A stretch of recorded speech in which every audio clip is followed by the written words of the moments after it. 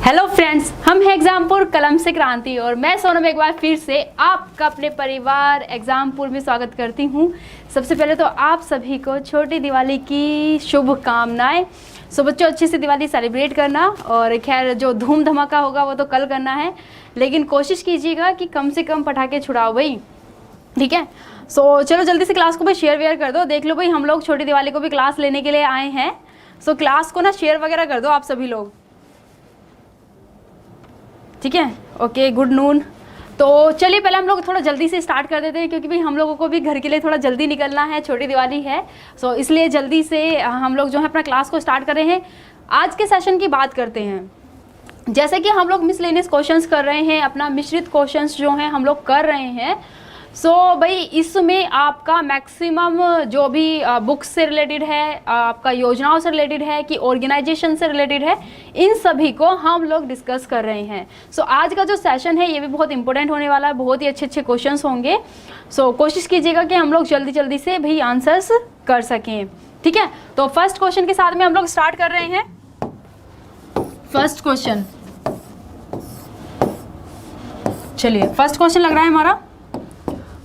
First question है हमारा 1997 में अरुंधति रॉय। अरुंधति रॉय के बारे में जानते होंगे ना आप लोग, एक बहुत ही फेमस ही राइटर हैं अरुंधति रॉय। अरुंधति रॉय को किस पुस्तक के लिए मैन बुकर प्राइज दिया गया था, है ना। जानते होंगे भी अरुंधति रॉय जो एकमात्र ऐसे भारतीय नारी हैं, भारतीय हैं जिनको कि मैन बुकर प्राइज से नवाजा जा चुका है। मैन बुकर प्राइज की बात करें तो इसके अंदर आपका $63,000 के आसपास जो है इसमें राशि दी जाती है एंड 50,000 के समथिंग इसमें पाउंड की राशि पे की जाती। जानते हैं ना, डॉलर से ज़्यादा जो है वो आपका पाउंड महंगा होता है।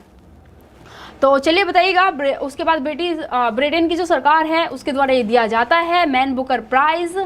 एंड हमारी भारत की कौन ये एकमात्र भारतीय हैं अरुंधति रॉय, तो उसको बताना है है ना। बिल्कुल सही। किसके लिए भी? God of the small things. देखो बाकी की बुक्स की बात करें तो ये सभी इनकी अभी हाल फिलहाल में ये बुक्स आई हैं। The ministry of utmost happiness and next है आपकी the algebra of infinite justice. ये इनकी हाल फिलहाल में बुक आ रखी हैं एंड इनको अपनी इस बुक के लिए जो कि है the God of small things है, इसके लिए इनको 1997 में मैन बुकर प्राइज से नवाजा गया था। सो ये क्वेश्चन बिल्कुल ठीक है आप सभी का भी। चलिए नेक्स्ट हम लोग बात करते हैं नॉर्थ अटलांटिक ट्रीटी ऑर्गेनाइजेशन की। सो इसका आप लोगों को मुख्यालय बताना है कि इसका मुख्यालय जो है भाई कहाँ है। देखो नॉर्थ अटलांटिक ट्रीटी की हम लोग बात करें, सो जब इसकी स्थापना की गई थी, ये थोड़ा सा देखो तब की बातें हैं जब रशिया को भी आपका सोवियत संघ मतलब कि USSR के नाम से जाना जाता था। तो क्या था उस टाइम पर सभी देशों में ये हो रखा था कि रशिया जो है बहुत ही शक्तिशाली देश है। सो ऐसा ना हो कि भाई जो ये है आपका एशिया और यूरोप की साइड में ये पड़ता है कि भाई बाकी के जो देश हैं ये उनके ऊपर अटैक कर ले, उनके ऊपर कब्जा कर ले। तो इसीलिए नॉर्थ अटलांटिक वाले जो ये देश थे इन्होंने मिलकर के क्या किया, इन्होंने मिलकर के अपना कोलैबोरेशन किया, मतलब कि इन्होंने मिलकर के अपना जो है संगठन बनाया ताकि अगर कोई भी देश उनके ऊपर अटैक करता है तो वो सभी क्या देंगे, एक दूसरे का सहयोग करेंगे। ये था इस ऑर्गेनाइजेशन का मीनिंग। सो इसके मुख्यालय की हम लोग बात करें, मुख्यालय कहाँ है इसका? इसका मुख्यालय है आपका वियना में। कहाँ पर है? वियना में इसका मुख्यालय है। वियना की बात करें तो ऑस्ट्रिया इसकी कैपिटल है एंड ऑस्ट्रिया में आपका यूरो करेंसी जो है भाई चलती है, ठीक है। और यूरोप की ये एक कंट्री है। थर्ड क्वेश्चन देखते हैं हम लोग। थर्ड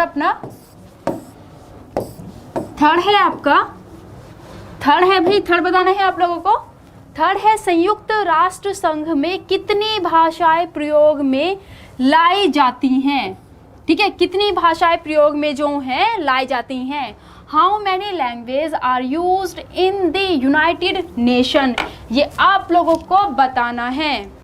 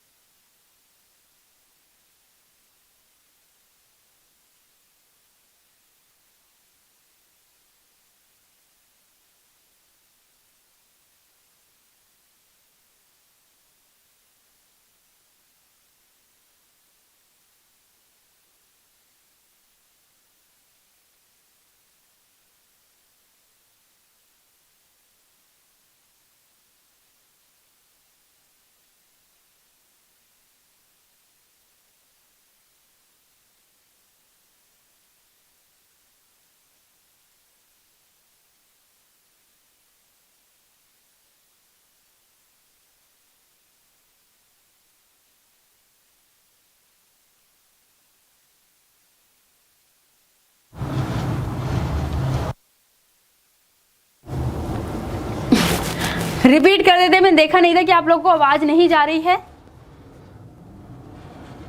ठीक है, लास्ट क्वेश्चन तो हो चुका है, इसको रिपीट कर देते हैं दोबारा से। यहाँ पर आप लोग को बतानी है कि यूनेस्को के वर्तमान समय में अध्यक्ष कौन है, ये आप लोगों को बताना है। यूनेस्को जिसकी स्थापना 1948 में की गई थी। एंड हेडक्वार्टर की बात की जाए तो पेरिस के अंदर इसका हेडक्वार्टर है। ठीक है, और इसके फुल फॉर्म की बात की जाए तो यूनाइटेड नेशन ऑफ एजुकेशन, है ना, education scientific and cultural organisation इसकी फुल फॉर्म है। और बात करें तो कौन है, एंड्रे एजुले जो हैं इसके प्रेजेंट टाइम में कौन है, इसके प्रेजेंट टाइम में है आपके अध्यक्ष। ठीक है,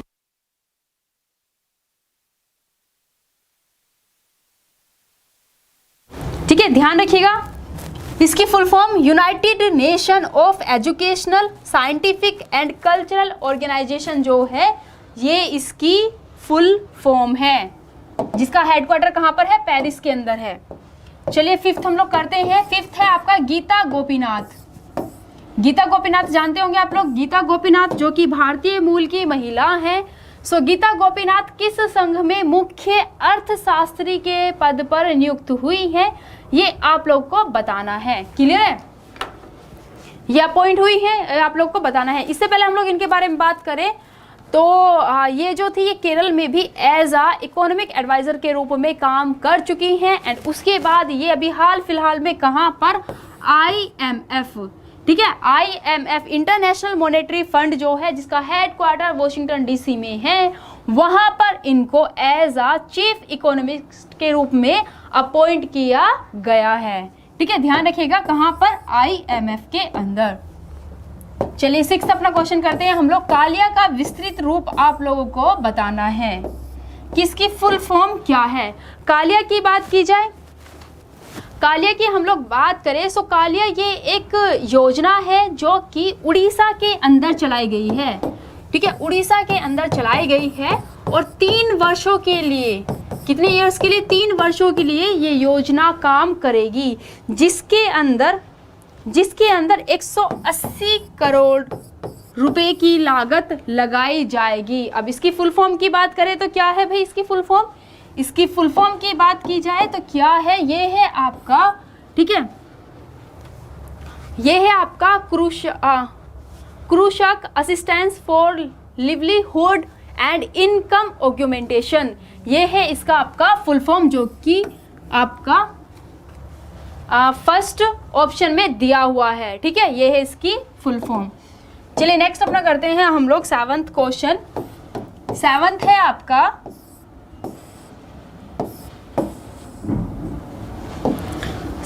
आपका, विश्व बैंक के द्वारा स्मार्ट, ठीक है, विश्व बैंक के द्वारा smart agri business and rural transformation योजना किस राज्य में शुरू की गई है।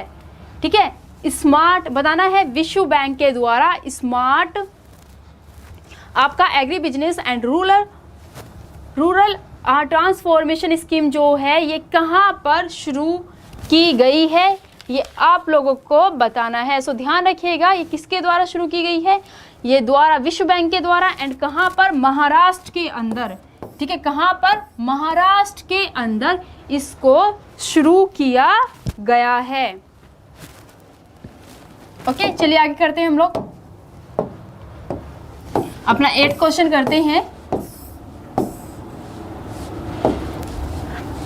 2018 वैश्विक कृषि नेतृत्व पुरस्कार का 11वां संस्करण भारत के किस राज्य में आयोजित किया गया था। मतलब कि 2018 में वैश्विक कृषि में जिनकी बेस्ट परफॉर्मेंस रही है उनको ये अवार्ड दिया गया है, जो कि इसका 11वां संस्करण इस बार भारत के अंदर हुआ था, है ना।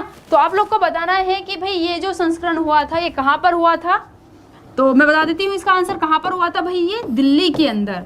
ठीक है, कौन से नंबर का संस्करण था इसका, कौन से नंबर का ये एडिशन था, ये था आपका 11th नंबर का ये एडिशन था। 9th क्वेश्चन करते हैं हम लोग। प्रधानमंत्री श्री नरेंद्र मोदी ने किस माह को पोषण मास के रूप में मनाए जाने की घोषणा की है। जुलाई को, अगस्त को या फिर सितंबर को? देखो अभी तक जो है ये नहीं मनाया जाता था, आप लोग जानते होंगे। हाल फिलहाल में भारत में जो है आपका कुपोषण की समस्या काफ़ी गंभीर रूप से देखने के लिए मिल रही है। बल्कि हम लोग बात करें तो भारत के अंदर, अगर हम लोग बात करें तो भारत के अंदर लगभग 38% बच्चों की, भारत के अंदर लगभग 38% बच्चे जो हैं उनकी ऊंचाई कम देखने के लिए मिलती है, उनकी जो हाइट है वो कम देखने के लिए मिलती है। लगभग 21 है ना, 21% बच्चों का जो वेट है, जो भार है वो कम है। और इसका जो रीज़न है वो क्या है? इसका जो रीज़न है वो है कुपोषण। क्या रीज़न है इसका? इसका रीज़न है कुपोषण। सो आप लोग को बताना है कि जो ये घोषणा की है तो कहाँ पर है। आइए ध्यान रखिएगा, इस मास के द्वारा जो संदेश दिया है हमारे प्रधानमंत्री ने, इस मंथ में जो संदेश दिया है हमारे प्रधानमंत्री ने वो कौन सा है? वो है हर घर पोषण त्योहार, हर घर पोषण त्योहार। और कहाँ पर ये मनाया जाएगा? किसको भाई? ये सितंबर महीने में मनाया जाएगा। क्लियर है? आंसर सभी का आप लोग का बिल्कुल सही आंसर जा रहा है। चलिए, दिवाली शाम को सेलिब्रेट हो गई आप लोगों की, ठीक है? अभी नहीं, शाम को करना है। चलिए नेक्स्ट करते हैं। भारत की स्टार शटलर पीवी सिंधु, जिन्होंने BWF वर्ल्ड चैंपियनशिप 2019 फाइनल में किस खिलाड़ी को पराजित किया है? पीवी सिंधु के बारे में जानते होंगे। इस बार, पिछली बार से वो फाइनल में जो है मतलब सेमी फाइनल में ही रह जाती थी। एंड इस बार उन्होंने किसको? इस बार उन्होंने हरा करके, फाइनल में हरा करके वो खुद बैडमिंटन वर्ल्ड चैंपियनशिप बन चुकी हैं, जीत चुकी हैं, चैंपियन जो हैं वो बन चुकी हैं। तो बताना है कि उन्होंने फाइनल में किसको हराया था? किसको हराया था उन्होंने फाइनल में?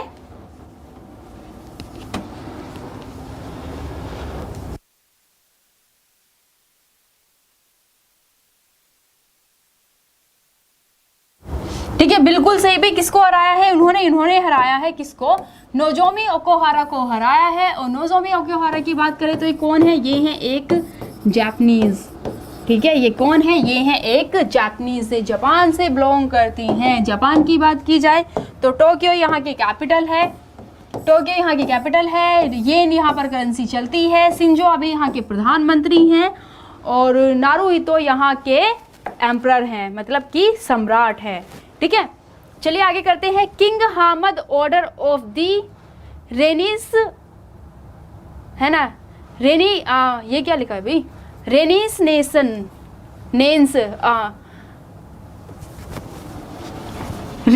नेंस करके लिखा है, तो बताना है King Hamad Order of the Renaissance. आपको बताना है कि इससे ये जो है किस देश का सर्वोच्च नागरिक है। ये हाल फिलहाल में भाई इसलिए आपका काफ़ी न्यूज़ में है क्योंकि ये जो दिया गया है, ठीक है, ये जो दिया गया है ऑर्डर, ये हमारे प्रधानमंत्री नरेंद्र मोदी जी को दिया गया है। ठीक है, ये हमारे प्रधानमंत्री नरेंद्र मोदी जी को दिया गया है हाल फिलहाल 2019 में ही। सो बताना है कि किस देश का सर्वोच्च सम्मान है, किस देश का ये सर्वोच्च सम्मान है। तो बिल्कुल सही आंसर आ रहा है आप लोगों को। किस देश का है? ये है बहरीन का। और बहरीन के ही राष्ट्रपति हैं जिनका नाम है, ठीक है, जिनका नाम है आपका हामद बिन जिनका नाम है, उन्होंने हमारे देश के प्रधानमंत्री नरेंद्र मोदी को इस अवार्ड से सम्मानित किया है। चलिए 12 क्वेश्चन करते हैं हम लोग। 12 है हमारा केंद्रीय लोक निर्माण विभाग। केंद्रीय लोक निर्माण विभाग के किस महानिर्देशक को एमिनेंट इंजीनियर अवार्ड 2019 के लिए चुना गया है? ठीक है, किसको चुना गया है ये आप लोगों को बताना है। एमिनेंट इंजीनियरिंग अवार्ड, ये अवार्ड दिया जाता है। और अगर हम लोग बात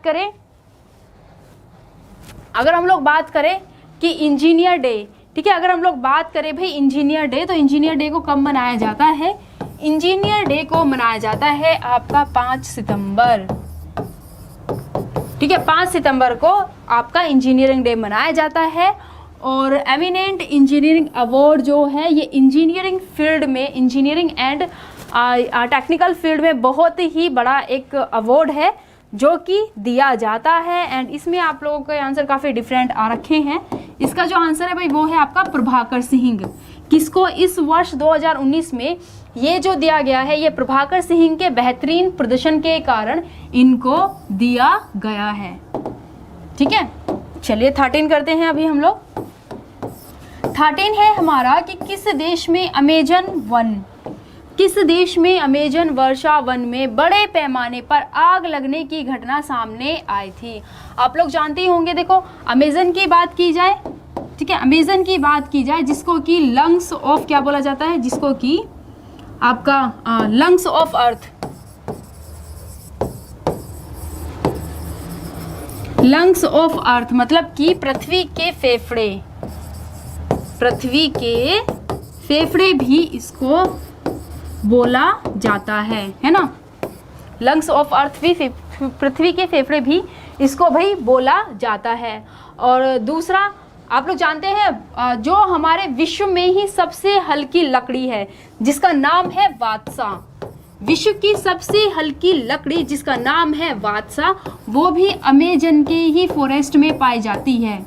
कहाँ पर? अमेजन वन के फॉरेस्ट में ही वो पाई जाती है। उसके बाद अमेजन रिवर के बारे में जानते होंगे। अमेजन रिवर जिसकी की लंबाई 6400 किलोमीटर इसकी लंबाई है और विश्व में सबसे ज़्यादा घनत्व है ना, सबसे ज़्यादा डेंस वाली ये रिवर है, मतलब सबसे ज़्यादा पानी ये अपने अंदर रखती है। लंबाई तो खैर इसकी सिर्फ 6400 किलोमीटर है जो कि विश्व में 2nd नंबर पर लंबाई इसकी है। सबसे ज़्यादा जो अपने यहाँ बेसिन बनाती है नदी, वो कहाँ बनाती है? वो बनाती है ब्राज़ील के अंदर।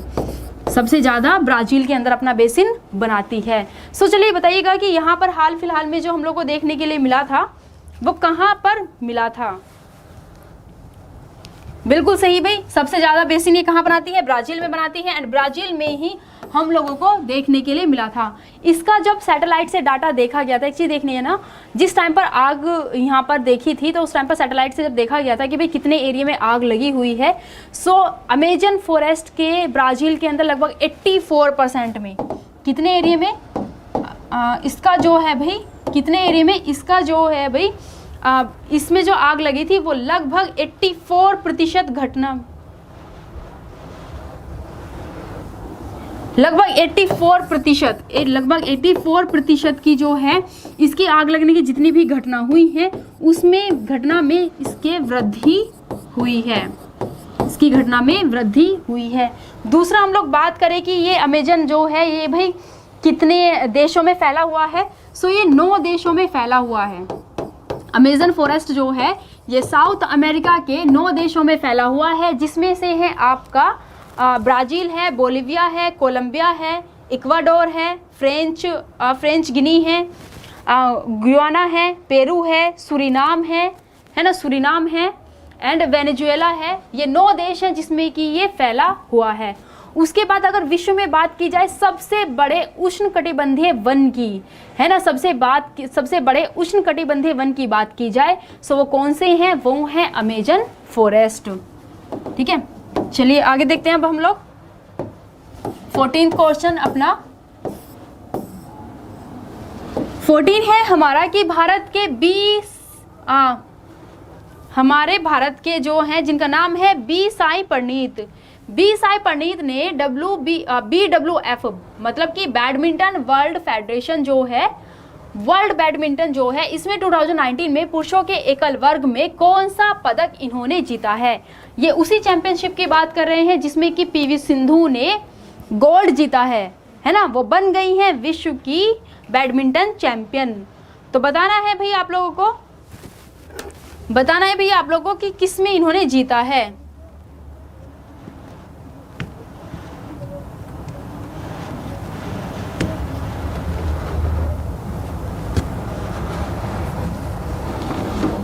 ओके चलिए देखिएगा आंसर आप सभी के ठीक ही आ रहे हैं जहां तक है।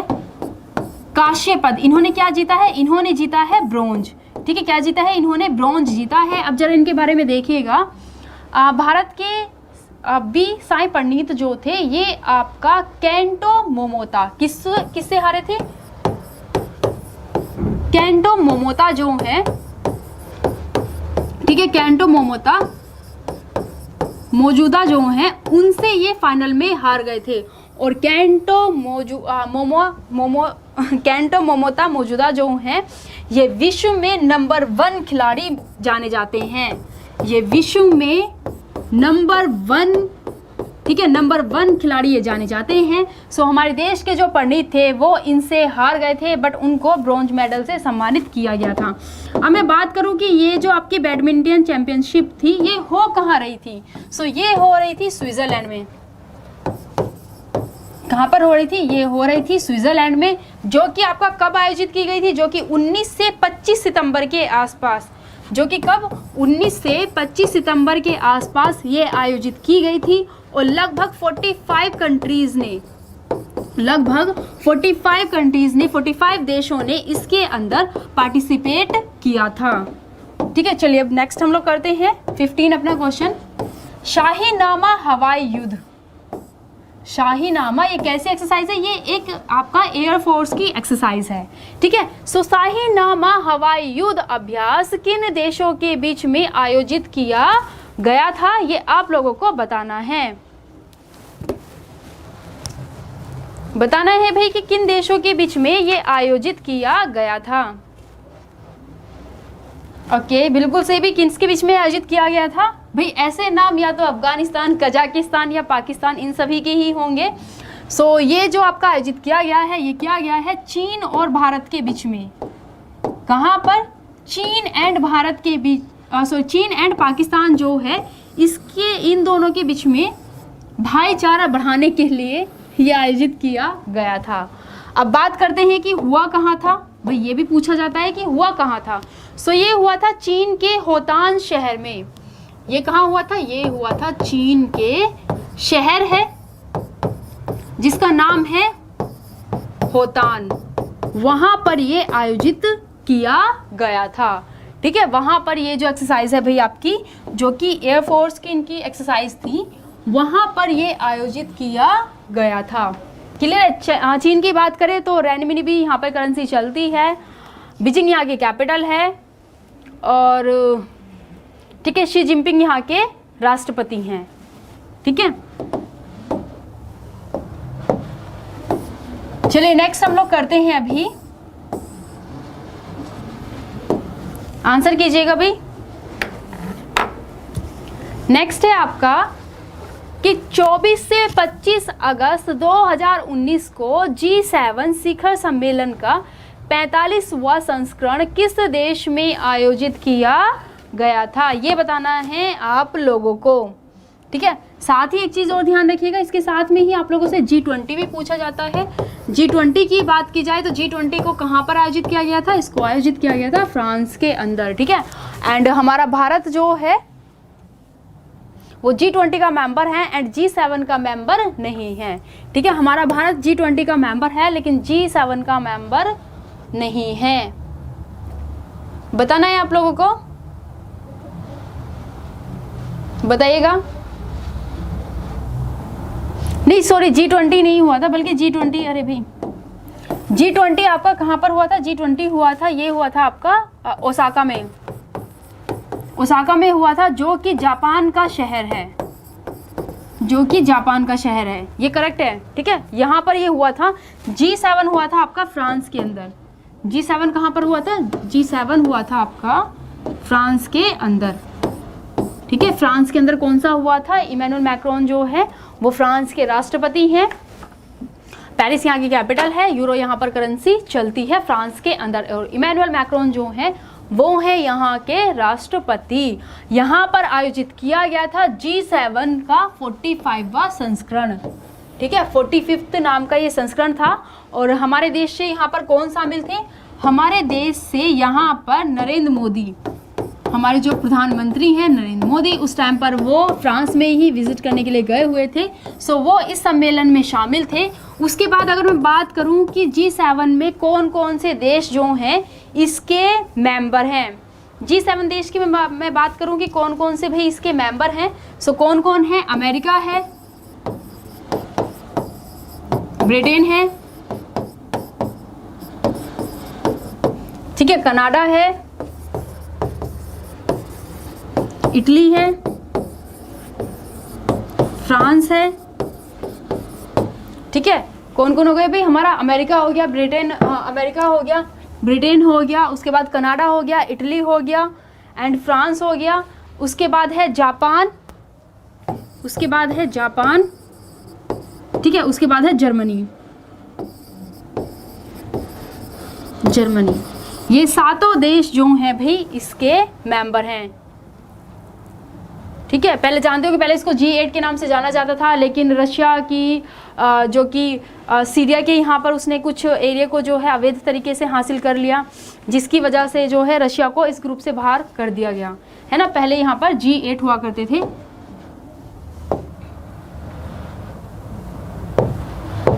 चलिए उसके बाद करते हैं हम लोग 17th नंबर का अपना क्वेश्चन। उसके बाद करते हैं हम लोग 17th नंबर का अपना क्वेश्चन। तेंजिंग नोरगे राष्ट्रीय साहसिक कार्य पुरस्कार 2018 निम्न में से किस सदस्य को प्रदान नहीं किया गया था? देखो आप लोग जानते होंगे एडमंड हिलेरी थे एंड तेंजिंग नोरगे थे, जो कि पहले ऐसे पर्सन बने थे जो कि माउंट एवरेस्ट पर चढ़े थे। और उन्हीं माउंटेरियन को, मतलब जो माउंटेरियन होते हैं, माउंट पर चढ़ने वाले लोग होते हैं ना, उनको माउंटेरियन बोला जाता है। तो जो माउंटेरियन होते हैं जिन्होंने कि बहुत ही साहसी पूर्वक काम किया हुआ होता है, उनको तेंजिंग नोरगे अवार्ड से सम्मानित किया जाता है। और काफ़ी आई थिंक मुझे लग रहा है कि इसके अंदर आपके 8 से 10 लोग होते हैं जिनको कि इससे सम्मानित किया जाता है। और ठीक है, बताना है कि निम्न में से किसको सम्मानित नहीं किया गया है, ये आप लोग को बताना है।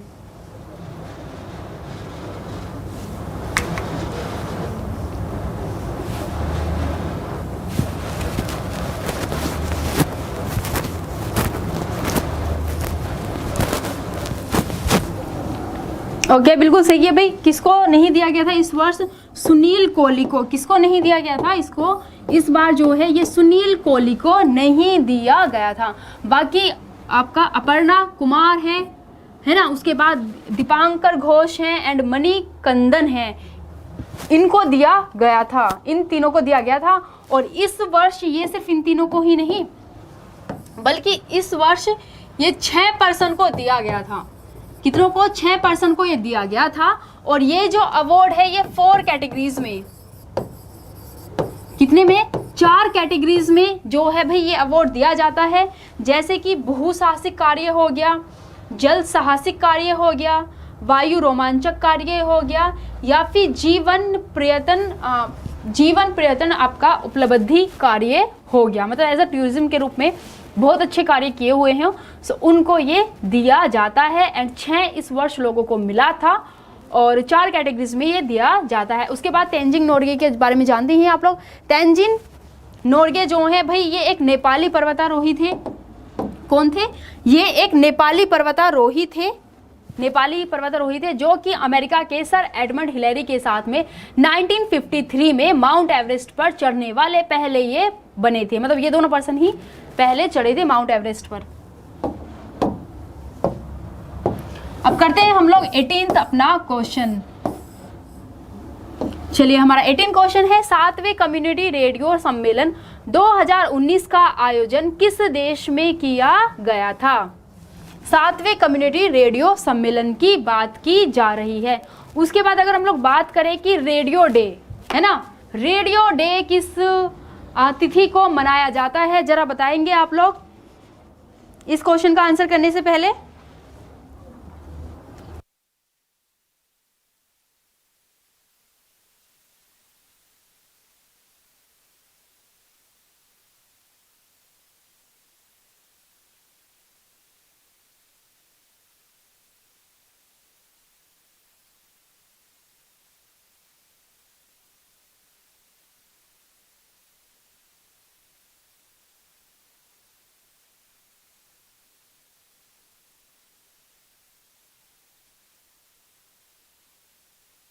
अच्छा चलो बात करते हैं हम लोग बिल्कुल रेडियो डे जो मनाया जाता है आपका कब मनाया जाता है, 13 फ़रवरी को ये मनाया जाता है। और क्वेश्चन है हमारा 7वें कम्युनिटी रेडियो सम्मेलन, ठीक है, इसको भाई आपका ये जो है कहाँ पर ये आयोजित किया गया था, ये आयोजित किया गया था दिल्ली के अंदर। कहाँ पर, दिल्ली में ये आयोजित किया गया था। अगर हम लोग बात करें इसकी थीम की तो इसकी थीम थी सतत विकास लक्ष्यों के लिए कम्युनिटी रेडियो, है ना भाई, सतत विकास के लिए, सतत विकास लक्ष्य के लिए कम्युनिटी रेडियो। और रेडियो कम्युनिटी जो है इन्होंने 2019 से लेकर के 2030 तक, ठीक है, 2019 से लेकर के 2019 से लेकर के 2030 तक सतत विकास का इन्होंने अपना लक्ष्य रखा है पूरा करने का। नहीं 2015 से, सॉरी भाई, 2015 से 2030 तक का इन्होंने लक्ष्य रखा है पूरा करने का सतत विकास का। चलिए 19th अपना क्वेश्चन हम लोग करते हैं।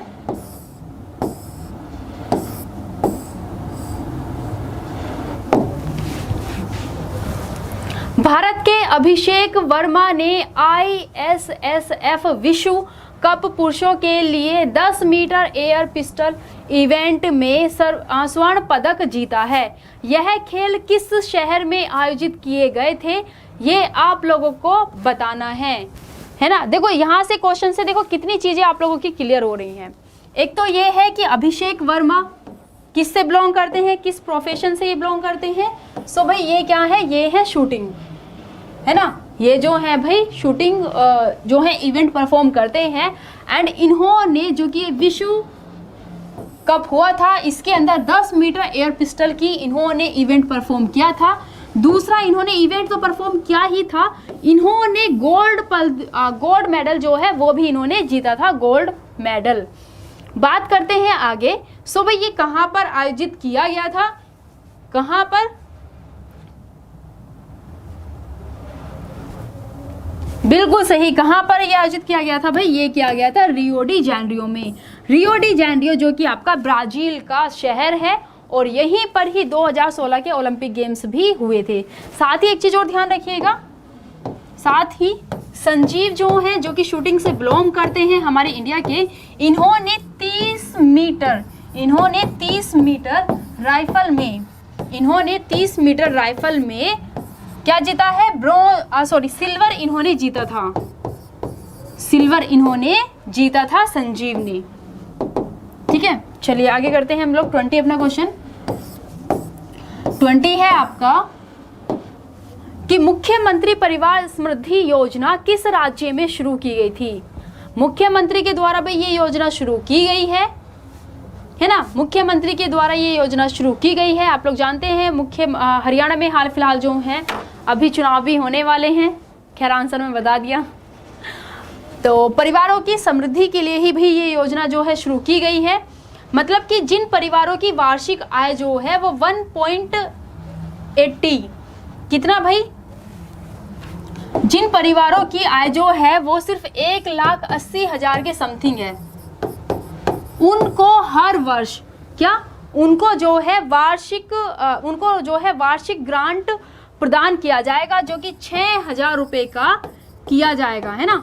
उनको ईयरली क्या दिया जाएगा, उनको ईयरली जो है भाई, ईयरली जो है 6,000 रुपये प्रदान किए जाएंगे, जिनकी 1,80,000 से आय जो है, एक एनुअल आय जो है वो कम है। सो किसने ये शुरू की है, ये शुरू की है हरियाणा ने। किसने, हरियाणा ने ये शुरू की है। चलिए नेक्स्ट अपना करते हैं हम लोग। नेक्स्ट है हमारा भाई, नेक्स्ट है हमारा कि वांजिंग वान दिक ने UEFA player of the year का खिताब जीता है। वह किस देश के निवासी हैं।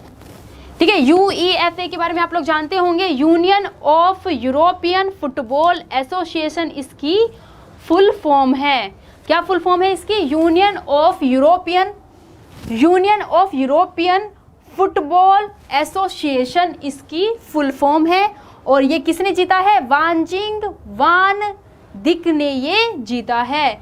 एंड ये भाई किस देश से बिलोंग करते हैं, तो बिल्कुल सही, नीदरलैंड से। किससे बिलोंग किया करते हैं ये? नीदरलैंड से ये बिलोंग करते हैं। एम्स्टर्डम जिसकी कि आपका कैपिटल है नीदरलैंड की। उसके बाद बात करें हम लोग कि भाई महिला में किसने जीता है, तो लूसी ब्रोंज ने महिलाओं में ये खिताब जीता है।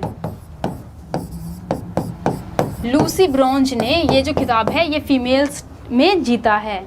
ठीक है, चलिए आगे करते हैं हम लोग नेक्स्ट अपना।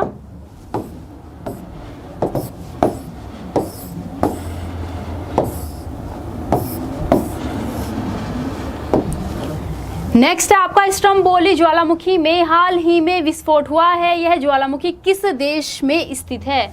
बताना है आप लोगों को स्ट्रम्बोली जो है भाई ये किस देश में ये स्थित है, किस देश में ये स्थित है, ये आप लोगों को बताना है।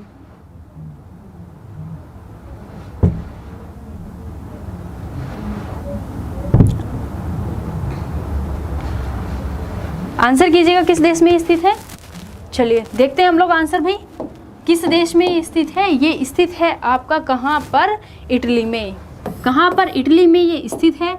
दूसरा हम लोग बात करें स्ट्रम्बोली जो है जहाँ पे कि पिछले साल मतलब कि 2000 वर्षों से यहाँ पर इस विस्फोट जो है वो देखे जा रहे हैं। और इसकी हाइट की बात की जाए तो 926 मीटर इसकी हाइट है स्ट्रम्बोली ज्वालामुखी की। स्ट्रम्बोली बोले तो इटली। ठीक है, इस तरीके से कुछ करके इसको आप लोग कनेक्ट कर सकते हैं इटली के बारे में। इटली की बात की जाए तो रोम यहाँ की कैपिटल है। ठीक है, रोम जो है भाई यहाँ की कैपिटल है। चलिए नेक्स्ट हम लोग करते हैं। नेक्स्ट आपका क्वेश्चन है कि इकोनॉमिक्स है ना, इकोनॉमिक्स इंटेलिजेंस यूनिट के सेफ सिटीज इंडेक्स में मुंबई को कौन सा स्थान प्राप्त हुआ है, ये आप लोगों को बताना है। इसमें बात की जाए तो इसमें टोक्यो को प्रथम स्थान प्राप्त हुआ है ना। इसमें अगर हम लोग बात करें तो टोक्यो को इसमें प्रथम स्थान प्राप्त हुआ है। और हमारे भारत से किसको? हमारे भारत से मुंबई को कौन सा स्थान प्राप्त हुआ है? ये 45वां स्थान प्राप्त हुआ है। ठीक है, ये हमारा आज का लास्ट क्वेश्चन है। आज छोटी दिवाली है इसलिए जल्दी जाना है, तो आप लोग की पढ़ाई भी जरूरी थी। और अगेन आप सभी को हैप्पी छोटी दिवाली। और कल आप लोगों का ऑफ होगा, उसके बाद हम लोग 27 को मिलेंगे अपने सेम क्वेश्चंस के साथ में। साथ ही एक चीज़ ध्यान रखिएगा कि 28 को मैं जो है आप लोगों को प्रैक्टिस सेट कराऊंगी, जिसमें कि जो है प्रीवियस ईयर के क्वेश्चंस होंगे, फिर वो आपके ज्योग्राफी के हों, इकोनॉमिक्स के हों कि हिस्ट्री के हों। ठीक है, 28 में भी आप लोगों का क्या होगा? नहीं 29 में आप लोगों का टेस्ट होगा, जहाँ पे कि आप लोग को मैं टाइम दूंगी आंसर करने का। एंड उसके बाद आप लोग आंसर करोगे 29 को। ठीक है, 29 अक्टूबर को। इतना अच्छे से दिवाली सेलिब्रेट कीजिए और रिवीजन कीजिए। और 28 को क्लास लेने के बाद हम लोग 29 को टेस्ट होगा आप लोगों का। ठीक है, मिलते हैं चलिए दिवाली के बाद में। ज़्यादा पढ़ा के मत छोड़िएगा और एडवांस में happy Diwali. Thank you students and जय हिंद, जय भारत।